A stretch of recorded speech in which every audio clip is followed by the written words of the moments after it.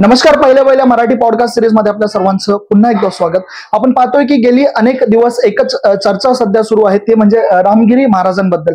आपण पाहतोय की रामगिरी महाराजांनी मुस्लिम समाजाचे जे प्रेषित होते मोहम्मद पैगंबर यांच्याविषयी बेताल वक्तव्य केलं आणि त्यानंतर संपूर्ण महाराष्ट्रात वातावरण पेटून उठलं.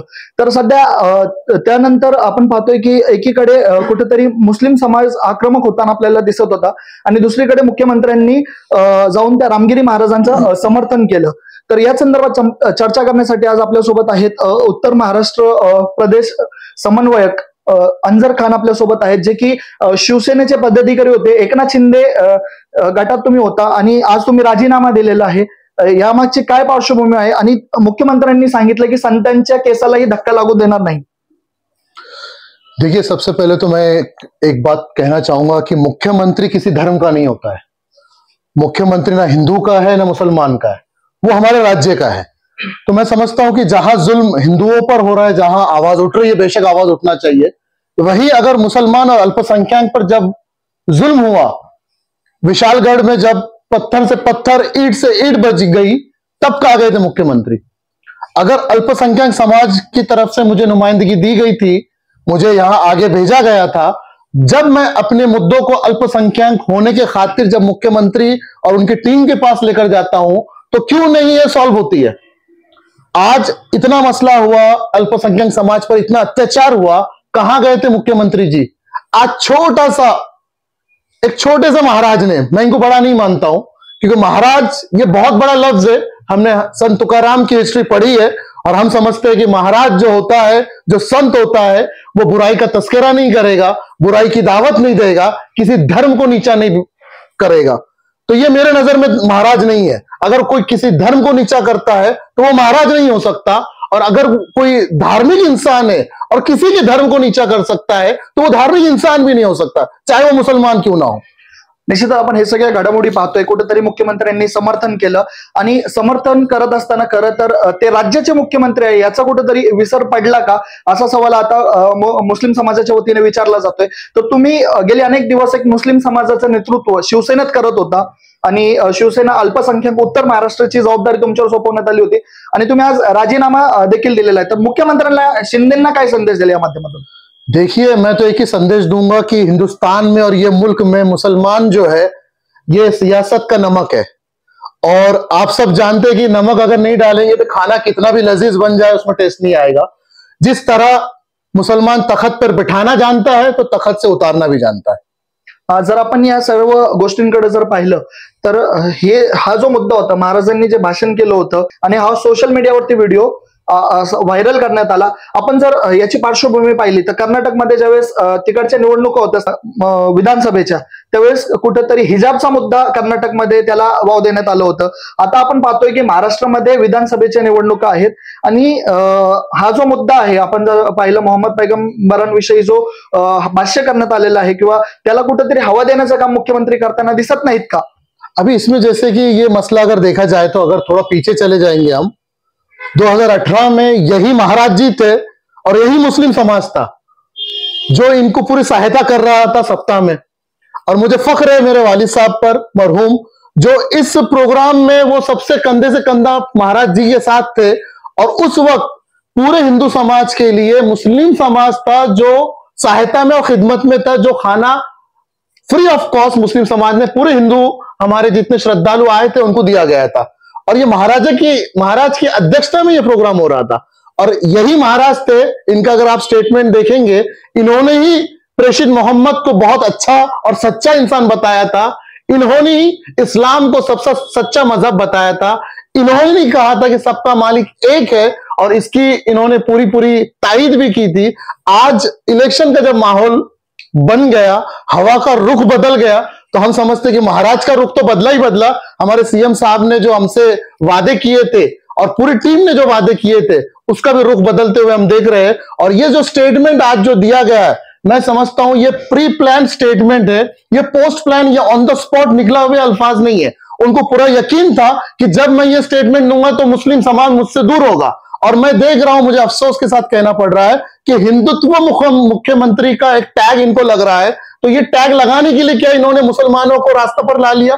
अगर आज पूरे हिंदुस्तान में, पूरे महाराष्ट्र में उस बंदे को दंगल करने वाला और एक आरोपी माना जा रहा है, वहीं पर समाज के लोग जब पूरे रास्तों पर उठ रहे हैं, तो इनका काम यह था कि समाज को ये भरोसे में लेते और कुछ सच्चाई का और हक का और इंसाफ का साथ देते, ना कि ये कहते कि मैं तो बाल को भी धक्का नहीं पहुंचाने दूंगा।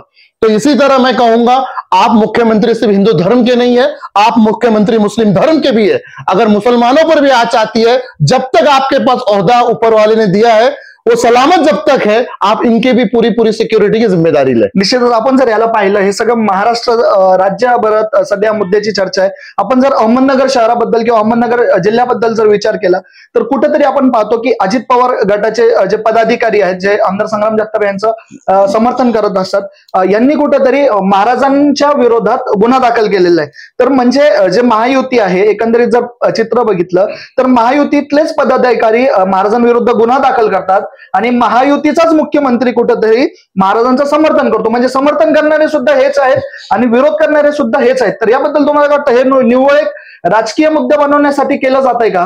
देखिए, मैंने कहा ना कि पहले तो धर्म आता है, बाद में सब पक्ष आते हैं। अगर मैं शिवसेना में था तो मैं सबसे पहला शख्स था जो मोर्चे में सबसे अव्वल नंबर पे खड़ा था। तो जब तक नबी सामने नहीं आएंगे तो, और मैं समझता हूं अगर इसमें से कोई लोग अगर आ रहे हैं तो मैं समझता हूं कि उनका ये ईमानी फरीजा कि वो आगे आए और इसको राजकीय रंग ना दे तो बेहतर है। और ये जो भी मुद्दे हो रहे हैं, ये किसी पक्ष का मुद्दा नहीं है, ये मुस्लिम समाज का मुद्दा है। और नबी किसी पक्ष के और किसी समाज के भी नहीं है, मुस्लिम सिर्फ मुस्लिम के भी नबी नहीं है, ये पूरी इंसानियत के नबी है। तो इंसानियत के नबी होने के खातिर अगर इन पर कोई आवाज उठती है तो सबने आगे आना चाहिए। जैसे कि आपने पढ़ा रहेगा, एक ब्रिटिश राइटर है, टॉप 100 इन्फ्लुएंशियल पर्सनैलिटीज जब लिखा था तो सबसे नंबर 1 पे मोहम्मद प्रेषित को लिखा था। तो ये सोचने वाली बात है कि क्या है इस शख्सियत में। और मैं तो दावत देना चाहूंगा सभी हमारे बिरादरान वतन को, बेशक आप प्रेषित मोहम्मद को पढ़िए, जिसने इस्लाम के मातहत जो अमल किया है, जो भूखों को खाना खिलाया, जो प्यासों की प्यास बुझाई है। कितने घर ऐसे उजड़ गए थे, घरों को जोड़ा है, कितने ऐसे सुहाग उजड़ गए थे, दुपट्टे सर से हट गए थे, दुपट्टे डाला है। और उनकी ये अल्फाज हम नहीं भूल सकते कि एक बेटी उनके सामने जब आई तो उनसे कहा गया कि ये दुश्मन की बेटी है, तो प्रेषित मोहम्मद ने कहा बेटी बेटी होती है, और अपना दुपट्टा निकालकर उस बेटी के सर पर लगा दिया और कहा कि बेटी बेटी होती है, चाहे दोस्त की हो चाहे दुश्मन की। ये सबक हमारे नबी ने हमको दिया है और हम समझते हैं कि ये सबक को हम आम करें। और जो ऐसे आरोपी, जो ऐसे पाखंडी, ऐसे बाबा घूम रहे हैं इस देश में और जो नफरत की आग फैला रहे हैं, उन पर सख्त से सख्त कार्रवाई हो। और ये जो दंगल घड़ाने की जो पूरी साजिश हो रही है, आज मैं खुले तौर पे कहना चाहता हूं, आज हमारा शिवसेना उत्तर महाराष्ट्र का पूरा काफिला आज इनसे दूर हो गया। और ये पूरी हम तायद करते और गवाही देते, अगर महाराष्ट्र में कहीं भी दंगल होती है, महाराष्ट्र अगर सिलकता है, तो इसके जिम्मेदार सिर्फ और सिर्फ ये रामगिरी महाराज है। निश्चितच आपण पाहतोय की कुठेतरी मुस्लिम समाज आक्रमक होताना आपल्याला दिसतोय आणि दुसरीकडे मुख्यमंत्र्यांनी समर्थन केलं। आता किती पदाधिकारी शिवसेनेतून बाहेर पडलेले आहे, किती मुस्लिम पदाधिकारी जे उत्तर महाराष्ट्रामध्ये कार्यरत होते त्यांनी या मुद्द्यावरून राजीनामा दिलेला आहे। अब तक तो 15-20 बड़े बड़े पदाधिकारियों की लिस्ट आ चुकी है और भी होने वाले। निश्चितच आपण पाहतोय की 15 ते 20 जणांनी आता अहमदनगर, बीड आणि अजून काही जिल्ह्यातून राजीनामा या ठिकाणी दिलेला आहे। आपल्यासोबत उत्तर महाराष्ट्र समन्वयक, माजी उत्तर महाराष्ट्र समन्वयक म्हणण्यास हरकत नाहीये, त्यांनी देखील आज राजीनामा दिलेला आहे। आपण पाहतोय की आता हिंदू मुस्लिम मध्ये तेढ निर्माण केली जाते कुठेतरी एक वोट बँक तयार करण्यासाठी। तर आपण पाहतो की आता जर रामगिरी महाराजांच्या विरोधात मुस्लिम मोर्चे निघतायत तर त्यांच्या समर्थनात हिंदू मोर्चे देखील निघतायत। मग तुम्ही सर्व नागरिकांना काय सांगाल, ते हिंदू असू द्या किंवा मुस्लिम?